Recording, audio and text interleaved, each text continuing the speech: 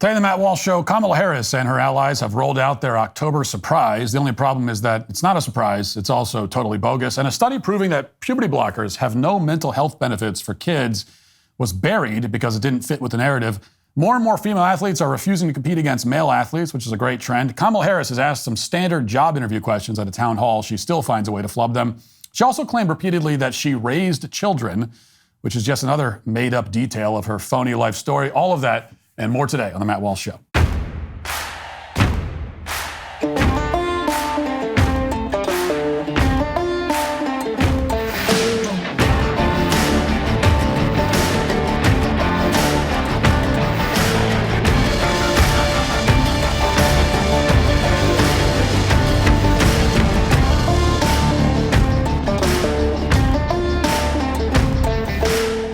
In 4 days, my new movie, Am I Racist?, the decade's #1 documentary, streams exclusively on Daily Wire Plus October 28th. But you need a Daily Wire Plus membership to watch it. Join now at dailywire.com/subscribe.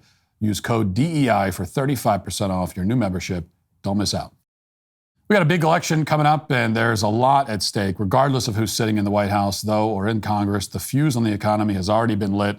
4 years of a conservative presidency will not be enough to turn the tide on our $35 trillion national debt. And if the left wins, it's like throwing gas on a dumpster fire. You don't have much control over the election's outcome, but you can protect your savings by diversifying now into gold from my friends at Birch Gold. That's right. For millennia, gold has stood firm in the face of greedy governments, economic upheavals, and global strife, and it can protect you right now. Birch Gold will help you convert an IRA or 401k into an IRA in physical gold. And the best part of it is it doesn't cost you a penny out of pocket. Think about this. In the past 4 years, the buying power of the U.S. dollar has declined. The price of gold has increased, though, 40%. Coincidence? Probably not. Text Walsh to 989898 and get your free info kit on gold, then diversify. As the exclusive gold partner of the Daily Wire for the past 8 years, you can trust Birch Gold, as I do, to protect your savings. Text Walsh to 989898 today. Again, that's Walsh to 989898 today.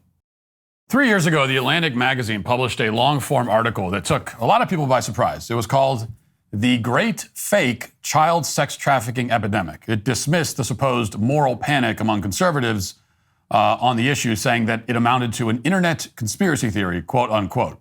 The Atlantic published this piece just days after a CNN staffer was arrested for attempting to persuade minors to engage in unlawful sexual activity. It was also published while the Ghislaine Maxwell trial was going on.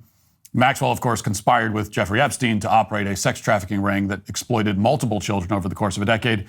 And the piece in the Atlantic came after several reports indicating that the United States, thanks largely to its open southern border, is one of the top destinations for child sex trafficking in the entire world. So why would the Atlantic run that article? Could it be these internet conspiracy theorists wondered that some of the wealthiest and powerful people in this country, like the people who run the Atlantic, might have some ulterior motive to downplay child sex trafficking?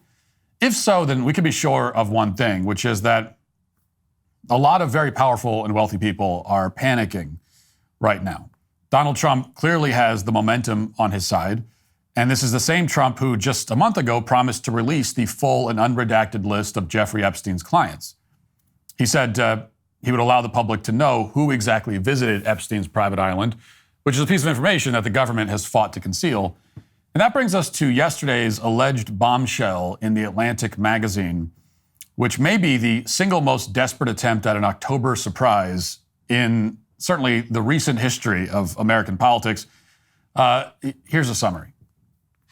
Out front tonight, the breaking news, the kind of generals Hitler had. An 11th hour bombshell report from the Atlantic Jeffrey Goldberg, quoting Trump touting the loyalty of Hitler's generals and reporting that Trump complained about picking up the tab for a fallen U.S. soldier's funeral, calling her an effing Mexican. All right, well, let's start with Hitler's generals. Goldberg reporting that he asked Trump's former chief of staff, John Kelly, about claims that Trump once asked him, quote, "Why can't you be like the German generals?"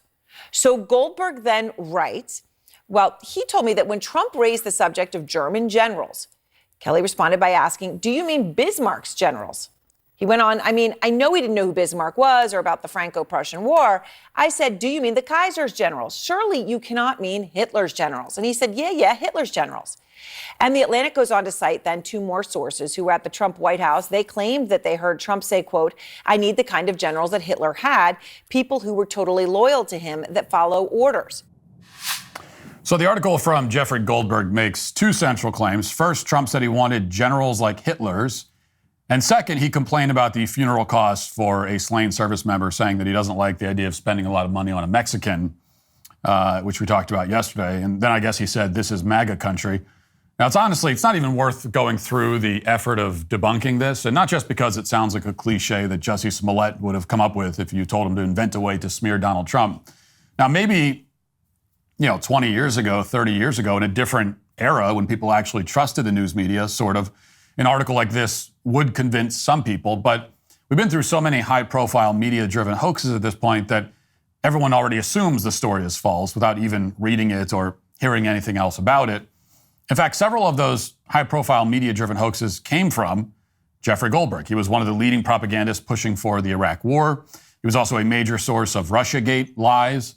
And more recently, you've probably heard about Goldberg's article claiming that Trump called fallen soldiers suckers and losers when he visited a French cemetery, if only because, every Democrat repeats that story ad nauseum.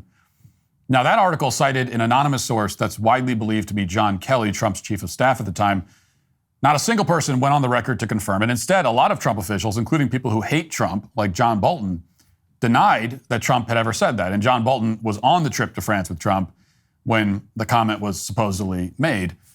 But none of that matters to smear merchants like Jeffrey Goldberg. His job is to serve the interests of the Defense Department and of the security state, which are profoundly threatened by the possibility of another Trump presidency. So Goldberg launders these hoaxes relentlessly. And that's what Jeffrey Goldberg is doing, once again, with this Hitler October surprise. Except in this case, it's not even really a surprise. 2 years ago, a book quoted John Kelly, the same guy who was probably behind the suckers and losers smear, saying that Trump wanted his generals to be like Hitler's. A bunch of outlets wrote up stories about it at the time, just in time for the midterms.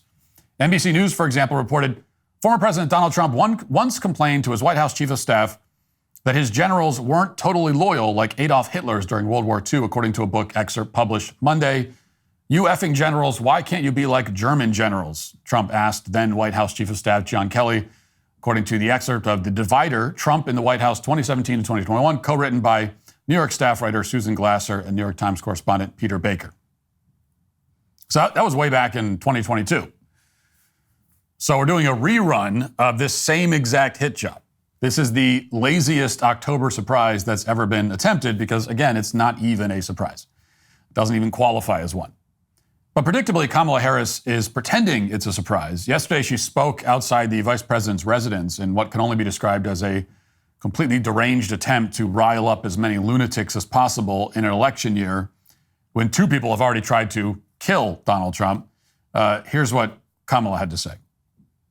Trump's former chief of staff, John Kelly, a retired four-star general, confirmed that while Donald Trump was president, he said he wanted generals like Adolf Hitler had.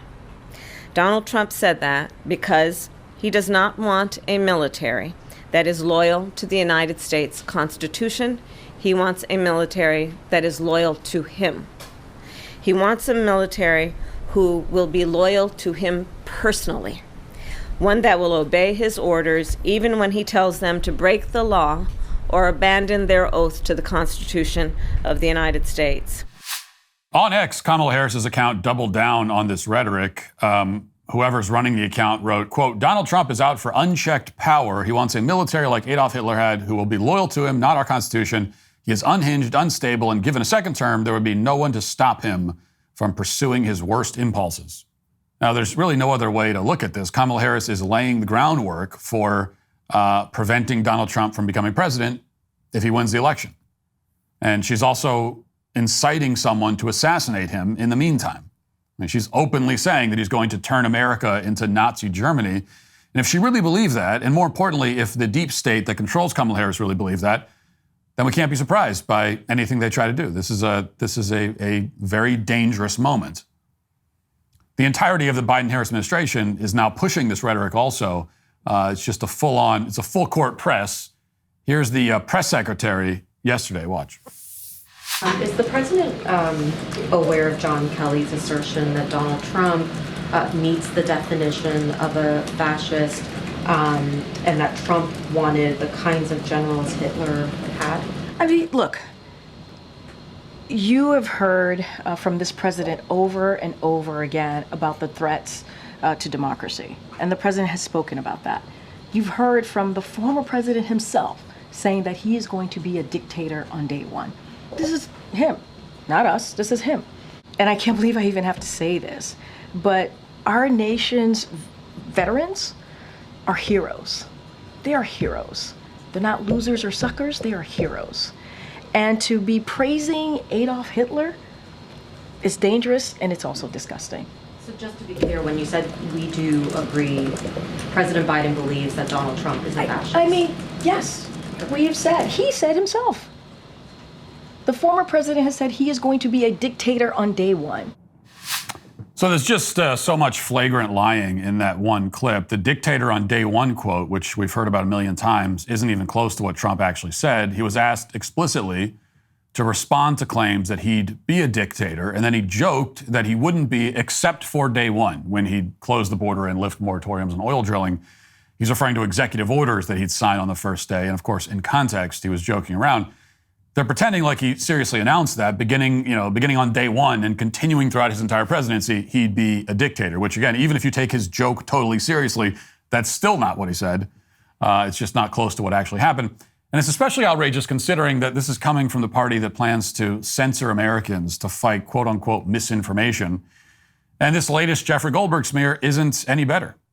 The claim is that Trump praised Hitler as a role model, and yet John Kelly, the source of this story, didn't resign, didn't reveal this publicly, didn't say anything about it for years. He left the White House in January 2019. The book where he makes the Hitler claim initially came out in 2022. So why didn't Kelly think to mention this sooner? Why does he only mention it right before elections? Why does he wait to put it in a book?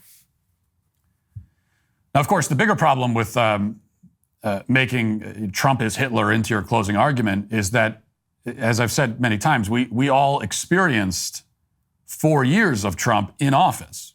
So we don't have to talk theoretically anymore about what a Trump presidency is like. And that means that even if the guy had a shrine to Hitler where he burned incense and offered sacrifices every night, the fact would still remain that he did not govern in an authoritarian way at all. As I've often pointed out, his flaw, if anything, was the opposite. He was, if anything, too hesitant to wield power, which is a mistake I'm hoping he doesn't make if he gets a second chance. Trump ran the most restrained presidential administration in modern American history. We could start and end with the fact that he's the only one in modern American history who didn't start any wars overseas. Which, if a president wants to expand his power, as we've seen, that's the way they so often do it. Trump didn't do that. And they still call him a fascist dictator. If that's the case, then he may as well go in, if he's elected, and wield power ruthlessly, yet constitutionally. Because as many of our parents used to say back in the old days, he should just give them something to cry about if they're going to cry and call him a dictator anyway. But beyond the Hitler allegation, there are about 1 million other holes in this Atlantic story. Each one of these problems independently was reason enough to kill the story. Specifically, Jeffrey Goldberg also claims, like we talked about yesterday, that Donald Trump offered to pay the funeral expenses of Vanessa Guillen, a 20-year-old Army private who was murdered by a fellow soldier at Fort Hood in Texas. And later, when Trump was told that the expenses totaled $60,000, The Atlantic reports that Trump said, quote, "It doesn't cost $60,000 to bury an effing Mexican." So there's no on-the-record source for this claim, but there are a lot of people who are going on the record denying it. Myra Guillen, the sister of the victim, wrote, quote, "Wow, I don't appreciate how you're exploiting my sister's death for politics, hurtful and disrespectful to the important changes she made for service members. President Donald Trump did nothing but show respect for my family and Vanessa. In fact, I voted for President Trump today." A translator who was in the room with Trump and the family, along with the family's attorney, said the same thing. The attorney said, quote, "After having dealt with hundreds of reporters in my legal career, this is unfortunately the first time I have to go on record and call out Jeffrey Goldberg at The Atlantic. Not only did he misrepresent our conversation, but he outright lied in his sensational story. And it gets worse. Ben Williamson, who served as a communications advisor in the Trump White House, posted screenshots of his text messages with The Atlantic, and he says they deliberately misrepresented what he told them in the article. Here's what he said, quote, "I sent Atlantic a comment saying President Trump absolutely did not say that," referring to the alleged comments about Ms. Guillen they printed. The Atlantic translated that comment to, "Didn't hear Trump say it. Treat this dishonest piece accordingly." So it goes on and on. Yesterday, Jeffrey Goldberg was asked about the family's reaction to this piece, and he basically said they don't know what they're talking about. Watch. Of the sister, I understand why they're hurt by this story, and I obviously feel very sorry, as we all do, for this family. But the fact remains, when the family visited Donald Trump, as I note in the story, he said kind words and offered to pay for the funeral. 5 months later, when the subject came up, he had very unkind things to say about the funeral, and I would note that he didn't pay for the funeral. So, again, I understand the sensitivities around this, but the truth is the truth. And people in the meeting, people who had become somewhat inured to Donald Trump's method of speaking, were shocked by what was said, and that's how I learned about it. Yeah, and the detail about how ultimately he did not pay for the funeral is a story unto itself, even without the comments. So the smoking gun is apparently that Donald Trump didn't personally pay for the funeral. That's supposed to convince us that Trump called this woman an effing Mexican. But those two accusations are not remotely related. And the accusation that Trump didn't pay for the funeral loses a lot of its impact when the family repeatedly says that Trump treated them extremely graciously throughout all of their interactions. So none of these smears make any sense. They're clearly convinced that they're going to lose the election, and they're throwing everything at the wall, hoping that something will stick. That explains why The Guardian just ran with another desperate hack job. Quote, "A former model who says she met Donald Trump through the late sexual abuser Jeffrey Epstein has accused the former president of groping and sexually touching her in an incident in Trump Tower in 1993 in what she believed was a twisted game between the two men. Stacey Williams, who is 56 and a native of Pennsylvania, has shared parts of her allegation on social media posts in the past, but revealed details about the alleged encounter on a call on Monday organized by a group called Survivors for Kamala, which supports Democratic presidential nominee Kamala Harris." So this is an alleged episode that happened more than 30 years ago. It never came up either of the two previous times Donald Trump ran for president. Instead, this is just coming out now with less than 2 weeks to go until the election. An election Donald Trump looks like he's going to win. And it's from a woman who, according to the Trump campaign and various reports, was a former Obama activist. And the allegation was first revealed during a pro-Kamala Harris event that was organized by a campaign group that's currently taking out anti-Trump advertisements in the New York Times. So every level of it just makes it less credible and less credible, less credible. Additionally, there's no actual proof of any of these allegations in the article. There's a postcard and a note that suggests Trump at one point spoke to this woman. Strangely, though, the note is signed with a signature that looks very different from Trump's other signatures from that time period. It looks more like Trump's signature today, which is interesting. And there are other problems, too. Here's a clip of a portion of the accuser's statement. Watch.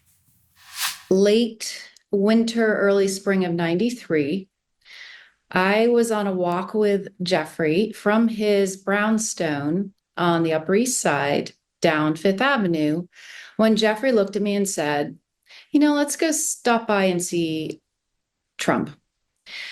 And so we went to Trump Tower and went up the elevator, and moments later, Trump was greeting us. Now, one of the big issues here is that, as Zero Hedge pointed out, Jeffrey Epstein didn't move into that particular mansion until 1996. And that's documented all over the place, including in the New York Times and Vanity Fair. So how was Epstein leaving his brownstone apartment there 3 years earlier if he did not live there? I guess that's something for the fact checkers to look into, although they're just going to ignore it. Now, with all these red flags, obviously this allegation isn't going to convince anyone of anything, but it does highlight one of the many differences between Donald Trump and Kamala Harris, which is that Donald Trump is the only candidate who has promised to provide transparency about Jeffrey Epstein and his clients. He's made it one of his core campaign promises. And that makes you wonder, is Donald Trump trying to incriminate himself by releasing the Epstein client list? Or is it more likely that Trump's political opponents are accusing him with increasing panic of exactly the thing that they are guilty of? Now, what we do know for sure is that these people are going to get increasingly desperate and deranged between now and Election Day. It's not an exaggeration to say that the next 2 weeks will be unlike any other in American history.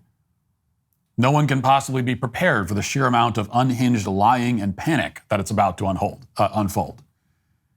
After 2 impeachments, 2 assassination attempts, hundreds of hoaxes, Donald Trump appears to be on the verge of potentially retaking the White House. And right now, unfortunately for hacks like Jeffrey Goldberg and the deep state that Trump has vowed to dismantle, it looks increasingly like nothing they say can stop it.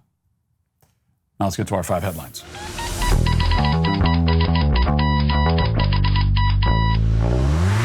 Grand Canyon University, a private Christian university in beautiful Phoenix, Arizona, believes that we are endowed by our Creator with certain unalienable rights to life, liberty, and the pursuit of happiness.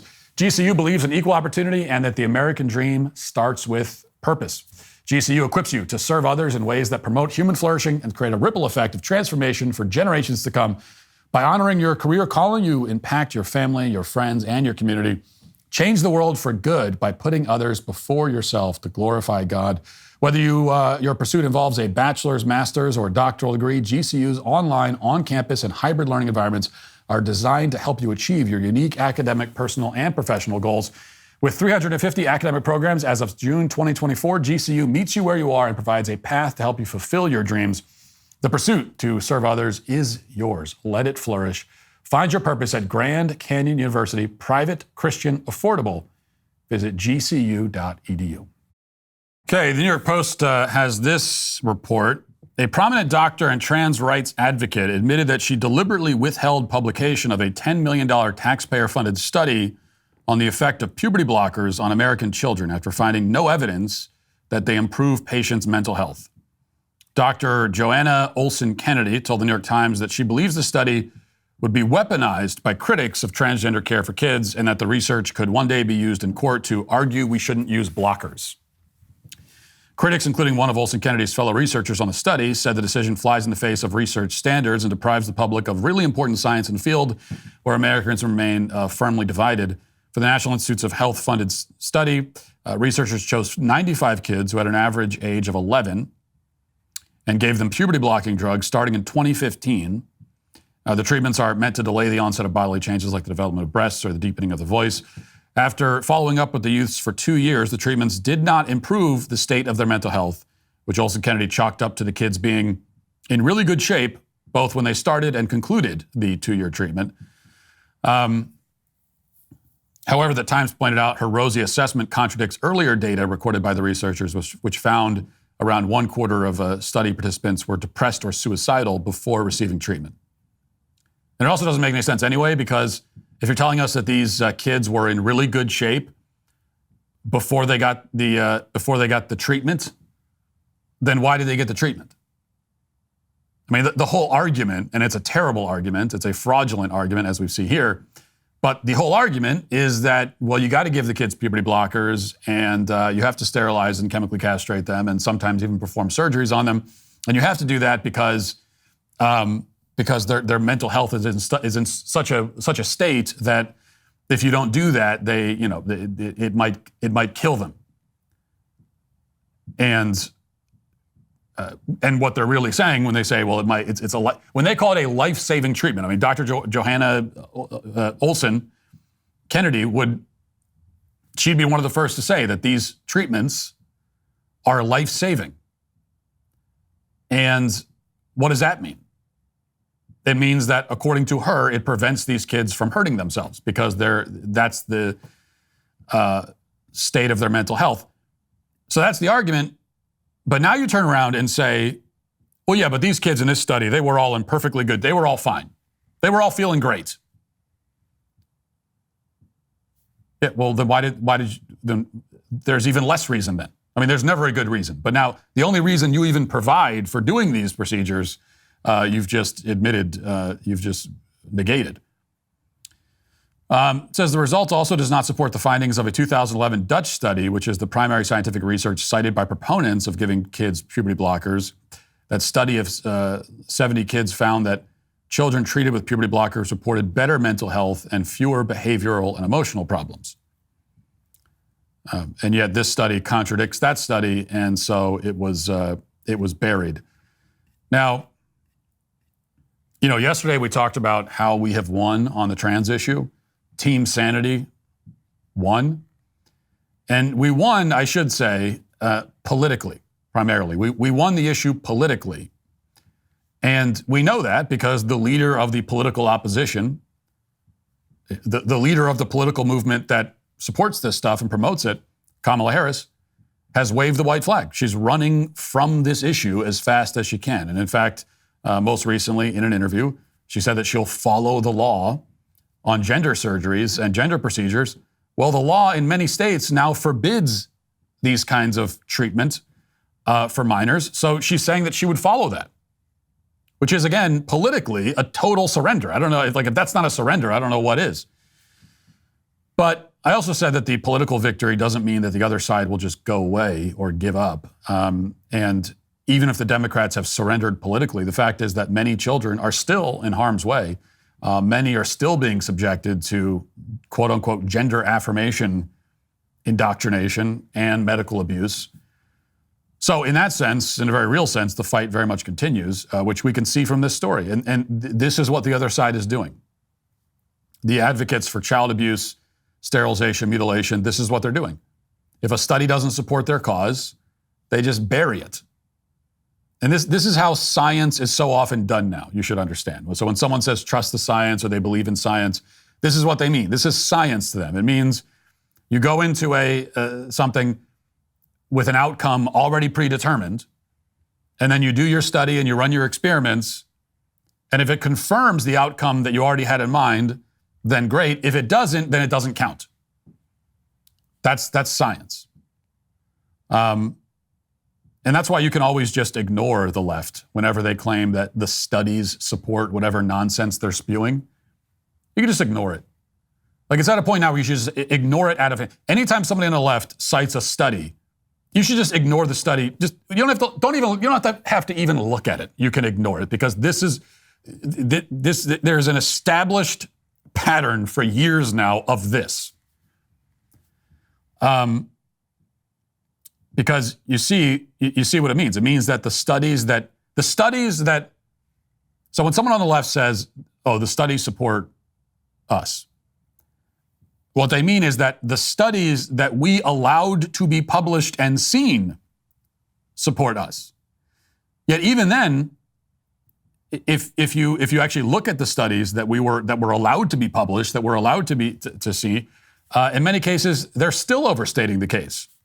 In many cases, even those studies don't really support them to the extent that they claim. So it's just lie upon lie upon lie.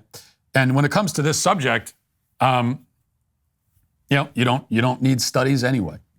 Basic common sense, basic human moral intuition should tell you that it's bad to sterilize and chemically castrate children. There should not be any studies on this because a study on it requires you to do that to kids. So we'll do it to kids and then we'll find out whether it helped them or not.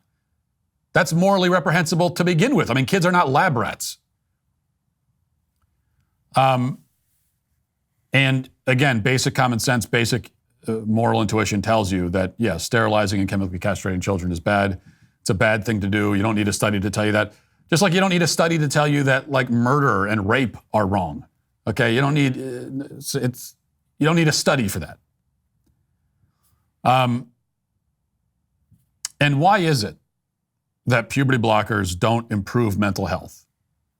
Well, I probably don't need to explain that to this audience, but because I think you already know, but in case anyone's watching who might be confused on this point, just to elaborate a little bit, you cannot improve a child's mental health by giving them drugs that interfere with and stymie the normal and healthy growth and maturation of their bodies. Obviously. If a child is upset about the normal and healthy growth and maturation of their bodies, if they're experiencing poor mental health and blaming it on that, then the problem is their perception of themselves. It's their perception of their bodies. It's not their bodies. That's not the problem. The only way to truly improve their mental health is to help them to accept and love themselves for who they are, who they naturally biologically are, which is the kind of thing. I mean, first of all, that's what affirmation. That's what affirmation should actually entail, because it is, affirming in a certain context is important, and it's important to affirm the truth. And it's important for you as an individual to affirm the reality of yourself, like whatever you are, the things about yourself that cannot be changed, the immutable characteristics that cannot be changed. It's important to affirm those. Now, if you don't affirm those, the reality, you can't change it. That's the point. It's why it's immutable.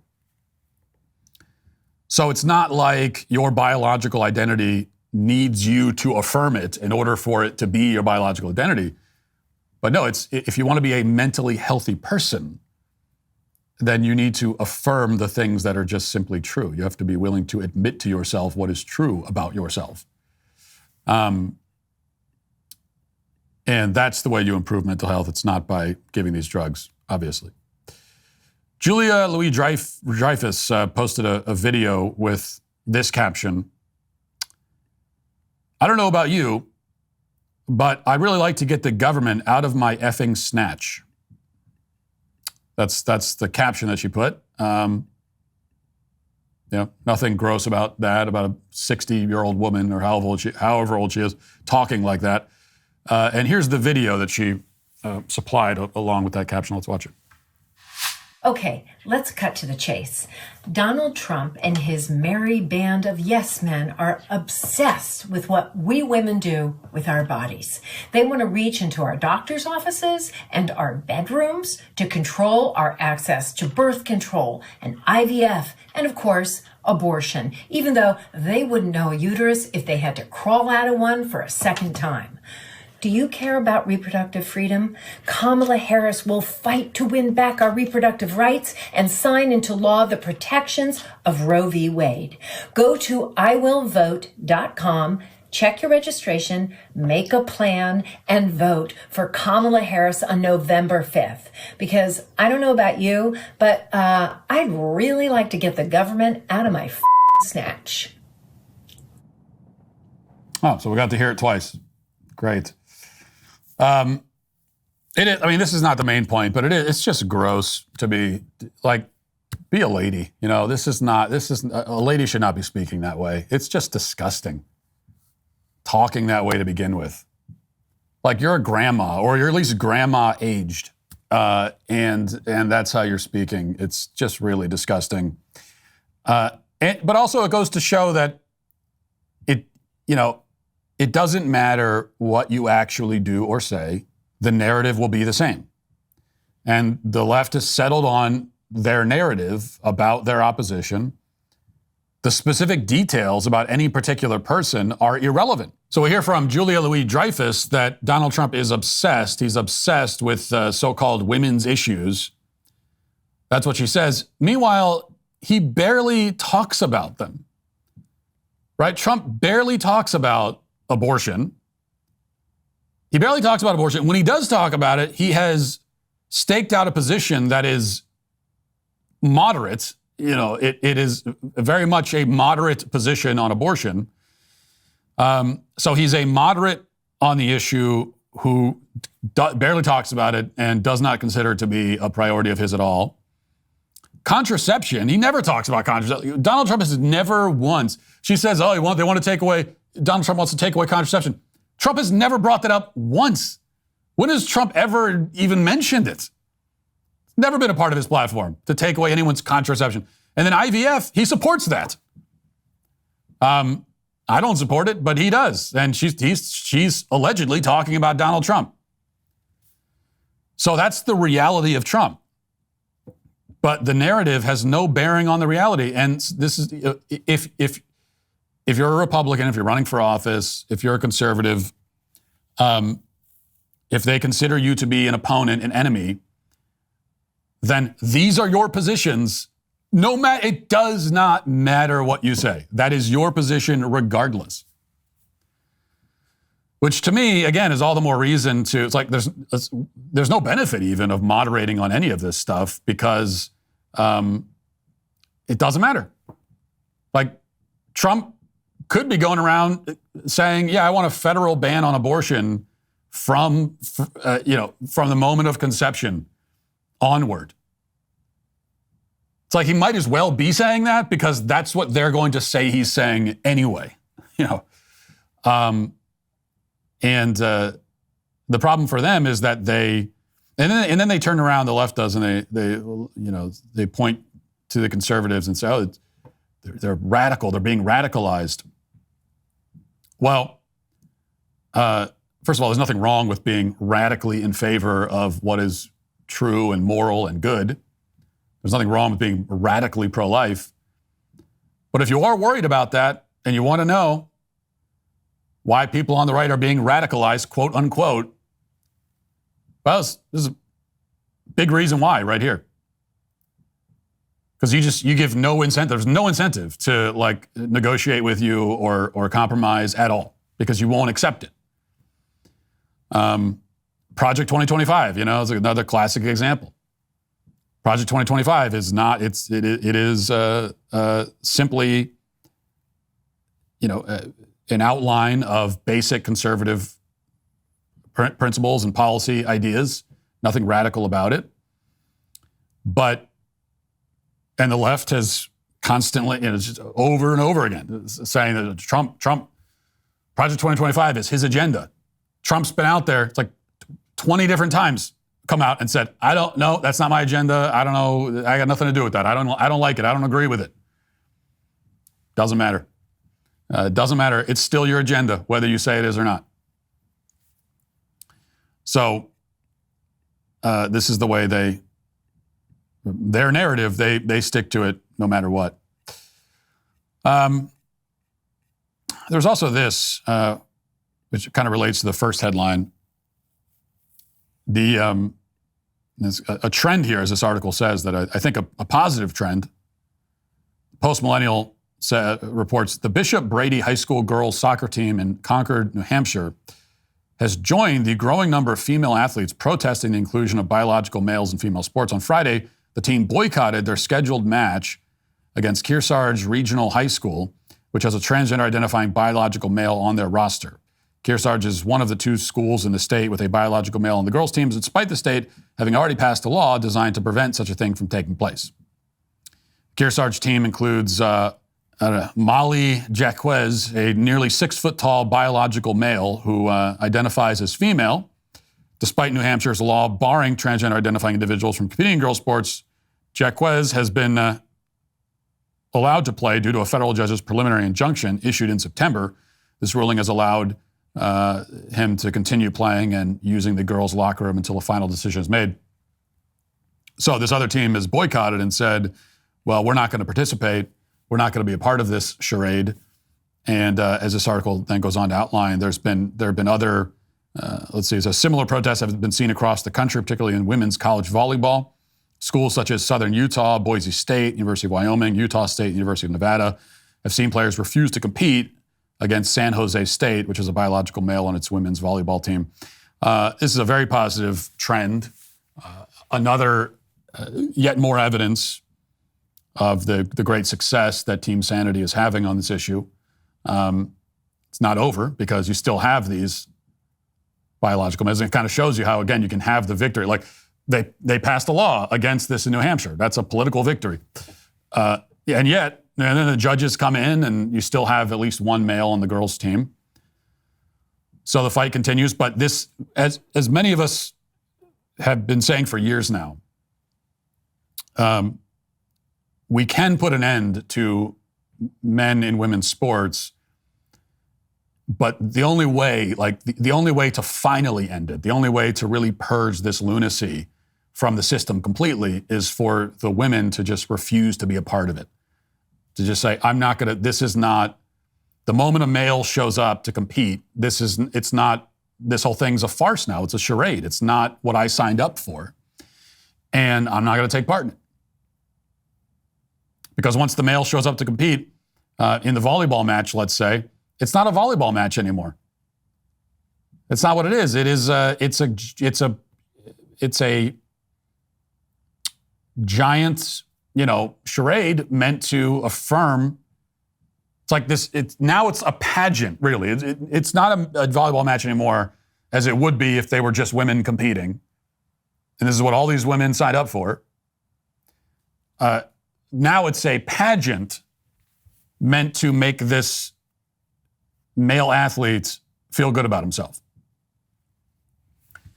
And the only way to truly put an end to it is to have the women step up and, step up by sitting down and saying, I'm not getting up and taking part in this. We're seeing that more and more. And so I think that is, we're not quite at the end of this particular brand of lunacy with men competing against women, but we're getting there, which is a good sign. All right. I'll briefly mention this also. Every year around Halloween, we get these stories about some haunted house somewhere that's just too scary, too spooky, too terrifying, too haunted. And I'm always interested in these stories just from a psychological perspective because now I've actually been in a lot of haunted houses in my day, but I've never been in one that is actually remotely scary. Like on a scale of 1 to 10, and 10 is the most horrifying thing you've ever experienced. I've never been in one that's higher than a 2, or like maybe a 1.5 to a 2. And it's not because I'm some big tough guy. It's just that I'm fully aware of the fact that, like, when you're in the haunted house, it's fully present in my mind that the actors in the haunted house are a bunch of nerdy theater kids, and I just can't get that awareness out of my head. I can't not be aware of that. So when the guy in the zombie mask comes growling at me, like, I don't know, how can you be, I know that you're just some kid pretending. It's like when one of my kids puts on a Halloween costume. Ooh, is this scary, Daddy? I was like, oh yeah, it's real scary, buddy. Wow. So I don't know how people get over that kind of psychological barrier in order to be actually terrified by the haunted houses. So let's see what this latest Too Scary Haunted House is all about. This one's gotten a lot of press. I saw a bunch of headlines about it. This is from the New York Post. A Tennessee haunt. Okay, so it's in Tennessee. I could go check this one out. A Tennessee haunted house dubbed a torture chamber under disguise is still operating, despite the owner being probed for traumatizing visitors and calls for the sadistic experience to be permanently axed. McCamey Manor, the controversial house of horrors in Summertown, about 70 miles southwest of Nashville, that's just a little bit over an hour away, has for years been dogged by complaints of violence and inhumane treatment against participants who at one point were forced to sign a 40-page waiver just to enter. Some participants say that they were waterboarded, tased, whipped, taunted with spiders, and trapped in boxes during their no escape nightmare. The Twisted Attractions waiver indicated that tooth pulling, finger breaking, or head shaving also might have to be endured. Owner Russ McCamey says, "We're known for no quitting and no safe word. Either you actually complete the tour, which is not going to happen, or you mentally or physically are at such a breaking point that it's not safe for you to continue, and I need to take you out." McCamey told DailyMail.com over the weekend, "If all those crazy, horrible things said about me are true, I wouldn't be free running around doing what I want to do." And now there's a petition to shut the thing down. Someone says it's literally just a kidnapping and torture house. All right, well, first of all, this is probably mostly fake. I can't believe that they're actually physically torturing and harming people, even if they do sign a waiver. I mean, in this litigious society, there's no way you get away with inflicting actual physical damage on your customers and have them pay for the experience. I mean, unless you work for Big Pharma, but then you can make billions inflicting physical harm on your customers. But not in this recreational context. I just can't see this. And if it is real, if this is how it really goes, head shaving and finger break. Like, it's not really a haunted house. This is some weird BDSM sadomasochism thing. Like, these are just perverts, which is disturbing, but it doesn't really count as a haunted house. I mean, obviously you can make the experience intense by physically harming people, but an actual haunted house, like a legitimate one, should be able to scare you psychologically without inflicting any physical damage. It should be a psychological thing. So, you know, I'm left with the same question. Is there a haunted house out there? Not a BDSM dungeon for perverts, but I mean a haunted house that's actually scary. The scariest thing for me in a haunted house is the social pressure that I feel. It's like, it's scary in a socially awkward way because I'm aware as I walk through the thing that these people have gone through they've gone through a lot of effort, and I don't want them to feel bad. So I have to pretend to be scared, but I'm not very good at that. So I just end up, this is what happens when I walk through one of these things. I just end up congratulating everybody. Like, my version of being scared is say, oh, wow, that's a nice costume. Yeah, nice work, man. Wow, it's a good one. So it's just not, it's probably not the reaction they're going for, I suppose.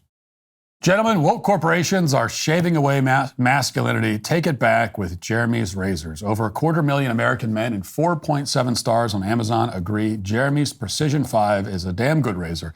It lets you be a man and shave like one too. Save 27% when you subscribe to Blade refills so you never lose your edge. Stop giving your money to woke corporations that hate you. Go to jeremysrazors.com now.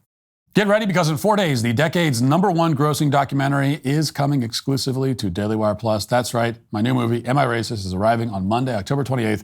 But you'll need a Daily Wire Plus membership to watch it. We've made it easier than ever by putting our membership on sale. Head over to dailywire.com/subscribe and use code DEI for 35% off your new Daily Wire Plus membership.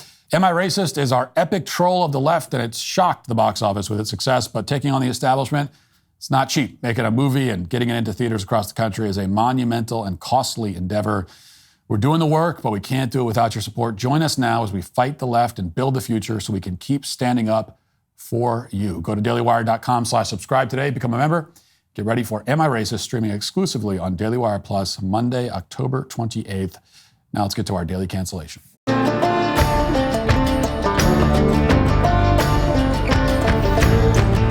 CNN had a town hall last night with Kamala Harris. She performed very poorly, as expected. Her biggest challenge was to explain all of her many flip-flops. And although that's not the main thing I want to focus on, we'll get to that in a moment. But there were many exchanges like this one about her evolving position on the border. Watch. You did raise your hand saying in a debate when asked if border crossing should be decriminalized, but obviously that is not your position. I never intended, nor will I ever allow America to have a border that is not secure. I believe we need to deal with illegal immigration. There needs to be consequences, which is why part of my plan that I have outlined, and again, please go to KamalaHarris.com. Sorry to throw a website on you, but why not? And you will see that part of my plan includes what we need to do to actually do more as it relates to putting resources in, including increasing penalties. So now she not only wants to secure the border, but she says that there should be consequences for those who cross illegally. This is kind of language from Kamala Harris that would have just been unthinkable 4 years ago. But now she's running as some kind of border hawk, which is an awkward shift, to put it mildly, especially coming from somebody who for years mocked and derided the very idea of a border wall. But here's what she says about the border wall now. Under Donald Trump, you criticized the wall more than 50 times. You called it stupid, useless, and a medieval vanity project. Is a border wall stupid? Well, let's talk about Donald Trump and that border wall. So remember, Donald Trump said Mexico would pay for it? Come on, they didn't. How much of that wall did he build? I think the last number I saw was about 2%. And then when it came time for him to do a photo op, you know where he did it? In the part of the wall that President Obama built. But you're agreeing to a bill that would earmark $650 million to continue building that wall. I pledge that I am going to bring forward that bipartisan bill to further strengthen and secure our border. Yes, I am. And I'm going to work across the aisle to pass a comprehensive bill that deals with a broken immigration system. I think Jackson's question, part of it was to acknowledge that America has always had migration, but there needs to be a legal process for it. People have to earn it. And that's the point that I think is the most important point that can be made, which is we need a president who is grounded in common sense and practical outcomes. For years, she called the border wall stupid and useless and medieval, but now she says her biggest criticism of Trump's border wall plan is that he didn't build enough of it. He didn't build enough of the border wall, is what she claims. She didn't build enough of the stupid, useless, medieval thing. In fact, she pledges that she's the one who can do the stupid, useless, medieval thing. But as for the specifics of her border plan, she doesn't have very much to offer, despite being given an opportunity to offer those details. Watch. Regarding the rapid increase in the migrant population, how will you ensure that every immigrant is integrated into American society safely? What benefits and subsidies will you provide them with? And how long will these benefits and subsidies last for an individual? Most importantly, will the American citizens' taxes pay for these benefits and subsidies? And if so, how much money will be allocated? Well, thank you, Jackson. Let's start with this. America's immigration system is broken and it needs to be fixed. And it's been broken for a long time. And part of what we need to do is always prioritize what we need to do to strengthen our border. I will tell you, I'm the only person in this race among the two choices that voters have. I've personally prosecuted transnational criminal organizations in the trafficking of guns, drugs, and human beings. I have spent a significant part of my career making sure that our border is secure and that we do not allow criminals in and we don't allow that kind of trafficking to happen and come into our country. And as my opponent has proven himself, he would prefer to run. So it's a good question, a simple question. How much money will taxpayers be forced to pay to subsidize immigrants? A very specific and clear question. Kamala has no answer. All she can tell us is that she plans to prioritize the things that need to be prioritized. And what things need to be prioritized? Well, those things which are priorities. She'll do the things we need to do and prioritize the things that are priorities. That's all the detail she can provide. And it's how every specific policy question was answered, or not answered, as the case may be. But her most hilariously awkward Michael Scott-esque answers came in response to the sorts of broad softball questions you might expect to be asked if you were interviewing for an entry-level job at a retail outlet somewhere.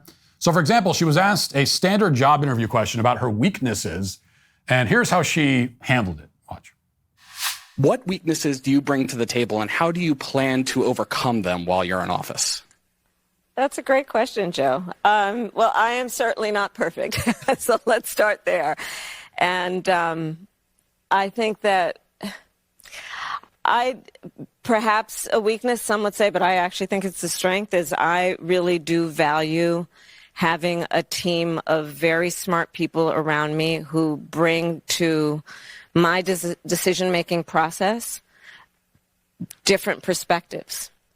My team will tell you, I am constantly saying, let's kick the tire on that. Let's kick the tires on it.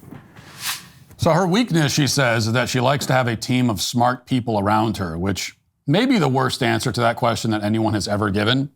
Now, in fairness to Kamala, everyone knows that you aren't supposed to answer the what's your weakness question honestly.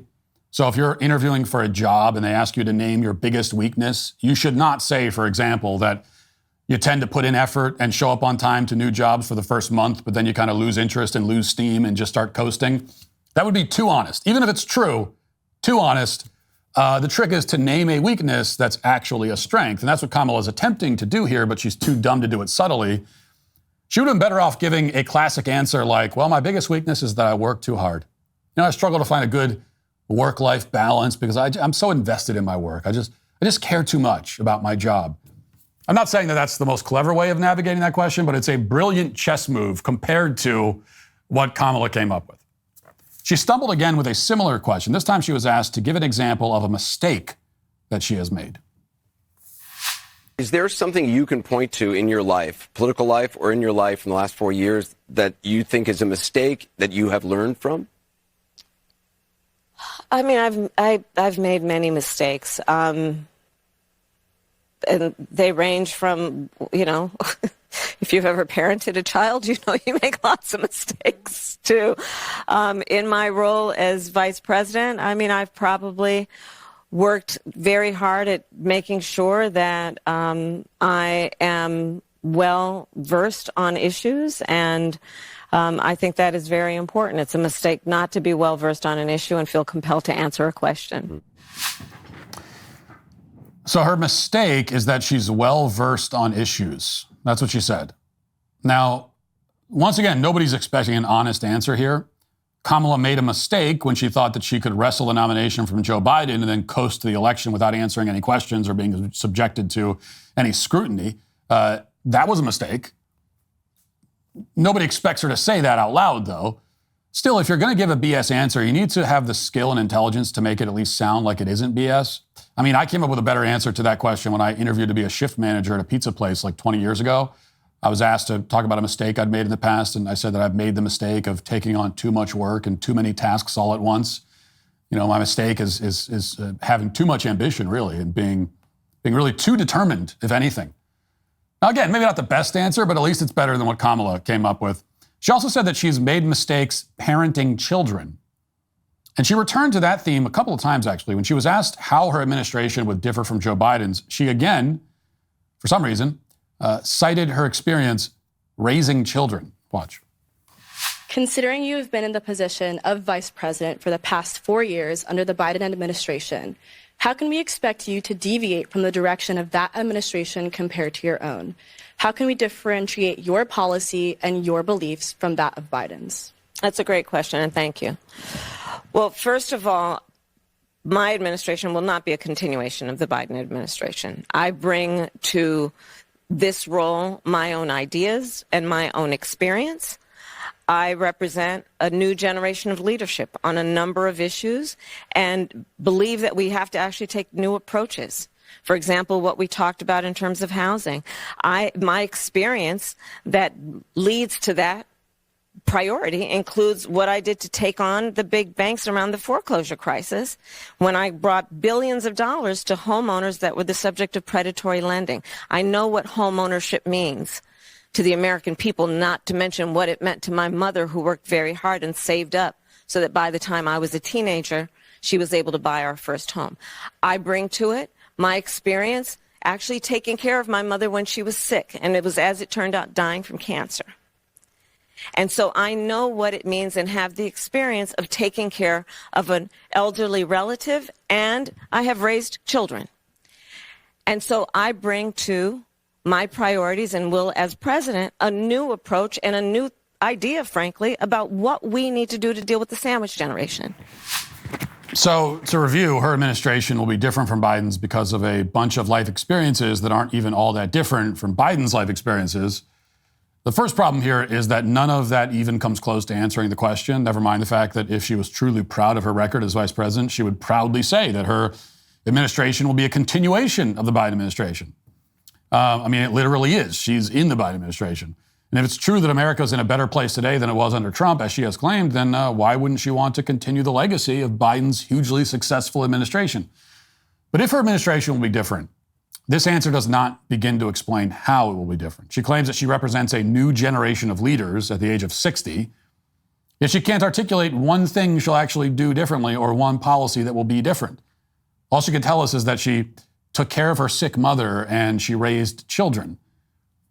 And I want to focus on that last point just for a moment. Because obviously the fact that she raised children doesn't answer the question that was asked, just as it didn't answer the question the first time she brought it up in the town hall. Kamala has repeatedly throughout her campaign brought up her experience raising children, which is why I think it's necessary to say, no, you didn't. Okay? I don't know, people let her get away with this, but Kamala Harris has not raised children. This is another lie that she's telling about her own biography. It's the craziest lie of all, actually. And it's significantly worse than claiming that she worked at McDonald's.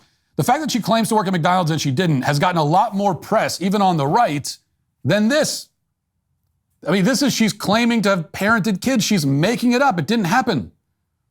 It's almost as bad as Tim Walz claiming combat experience that he never had. Indeed, this is stolen valor of a different kind. Kamala Harris has not parented children or raised them. She has no idea what raising children actually means, what it actually entails, and we need to stop letting her get away with this kind of lie. Here's the reality. Kamala Harris has a stepson and a stepdaughter. They are today 30 and 25, respectively. She married into the family 10 years ago in 2014. That means that her stepkids were 20 and 15 when she came into their lives. One of them was already a grown adult, so that's out. The other was in high school, 3 years away from legal adulthood. She did not raise them. She just did not raise them at all. You come into a 15-year-old's life at the age of 15. You did not raise that child. I'm sorry, you didn't. Now, I'm not saying that you have to be the biological parent of a child in order to take credit for raising the child. But if you assume the parent role when they're already adults or just a few years away from being an adult, then you did not by any measure raise them. The vast majority of the raising was done by other people. And now you're swooping in at the last minute to claim credit. I mean, it's pretty grotesque, honestly. It's like installing the last 2 shingles on a roof and then claiming that you built the house. Now, never mind the fact that in the case of Doug's daughter, Ella, this appears to be kind of a troubled person, so you're taking credit for a house that appears to have some very significant structural problems down to the foundation. But even so, it's an egregious lie. And I admit that I take it somewhat personally as a parent of 6 kids, an actual parent who is actually raising them. Raising children is very difficult. And to do it well requires a monumental amount of time and energy and sacrifice, especially in the first, 9 to 12 years, especially in that time frame that Kamala Harris has never experienced. Never. So Kamala Harris knows very little about this. She is the parenting equivalent of a plagiarist taking credit for other people's work. She's also a literal plagiarist, according to recent reports. So she's a fraud all the way around, in every way. This is just one facet of her phoniness, but in many ways it is the most offensive. And that is why, for probably approximately the 20th time, Kamala Harris is, and not the last time, is canceled. That'll do it for the show today. Thanks for watching. Thanks for listening. Talk to you tomorrow. Have a great day. Godspeed.